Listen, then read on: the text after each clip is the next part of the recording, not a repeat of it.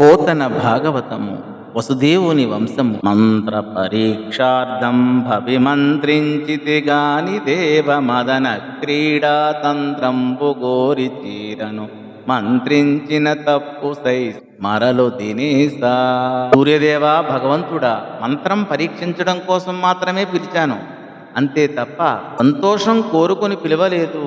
మంత్రం ప్రయోగించిన తప్పును కాచి తిరిగి వెళ్ళుకొమ్ము అని ఈ పద్య భావం అనగా ఆ కుంతి కన్యకతో సూర్యభగవానుడు ఇలా అన్నాడు: తెరవాణి పలుకట్ల యౌన సదులే దేవోత్తమానముల్ మొరుగంబోలుని వేల్పులంబడయుటల్ మోగంబులే నీకు నీతరని గర్భంబగు పుత్రుడున్ గలుగు నీ తారుణ్యముం పూజ్యమౌ వెరవం కార్యము లేదు సిగ్గుదగునే వ్రీడా వినమ్రాణవా.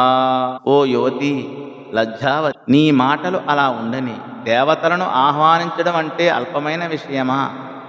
కప్పిపుచ్చువచ్చున దేవతలను పొందుట వ్యర్థాలు కావు, అమోఘములు. నీవు ఇప్పుడు గర్భం ధరిస్తావు, కొడుకు పుడతాడు, కానీ నీ కన్యత్వం దూషితం కాదు. బెదురుటకు పనిలేదు, సిగ్గుపడుట తగదు, సిగ్గుతో తలవంచుకోవద్దు అని ఈ పద్య భావం.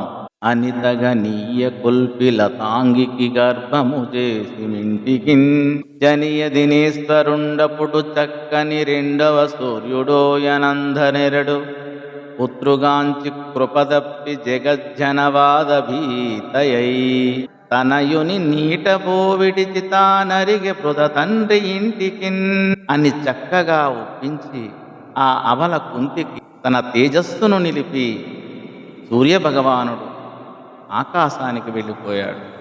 అప్పుడు రెండవ సూర్యుడేమో అన్నట్లుగా ప్రకాశిస్తున్న అందమైన కుమారుని ఆమె కన్నది. దయమాలి లోకనిందకు భయపడి ఆ పుత్రుని నీటిలో వదిలి పృథ తన తండ్రి ఇంటికి వెళ్ళిపోయింది అని ఈ పద్య భావం. ఆ కుంతిని నీ ముత్తాత పాండురాజు పెండ్లాడాడు. ఆమెకి పాండురాజు వలన ధర్మజుడు, భీముడు, అర్జునుడు జన్మించారు.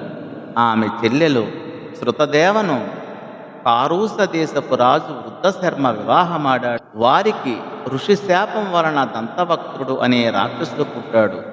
ఆమె సోదరి శృతకీర్తిని కేకయ దేశపు రాజు దృష్టకేతుడు వివాహం చేసుకున్నాడు. వారికి ప్రతర్ధనుడు మున్నగు 5 జన్మించారు. ఆమె సోదరి రాజాదిదేవిని జయత్సేనుడు పెండ్లాడు. ఆ దంపతులకు వింధుడు, అనువింధుడు పుట్టారు. శృతశ్రవసను చేదీ రాజ్యాధిపతి ధమఘోషుడు పెండ్లాడే. వారికి శిశుపాలుడు పుట్టాడు. వసుదేవుని తమ్ముడు దేవభాగునికి కంసతో చిత్రకేతుడు, బృహద్భరుడు అని 2 పుట్టారు. అతని సోదరుడు దేవస్రవుడికి కంసవతితో వీరుడు నిషుమంతుడు పుట్టారు.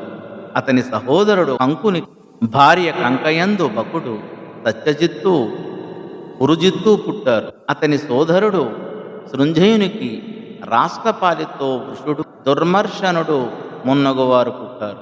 అతని సోదరుడు శ్యామకునకు సురభూమితో హరికేశుడు, హిరణ్యాక్షుడు పుట్టారు.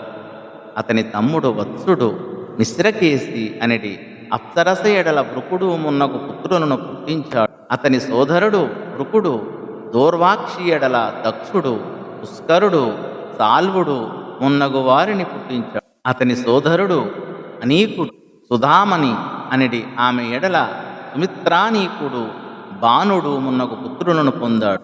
అతని అనుజుడు ఆనకుడు కర్ణికతో ఋతుధాముడు, జయుడులను పుట్టించాడు. వసుదేవుని వలన రోహిణితో బలుడు, గదుడు, సారణుడు, దుర్మధుడు, విపురుడు, ధ్రువుడు, కృతుడు మున్నగువారు.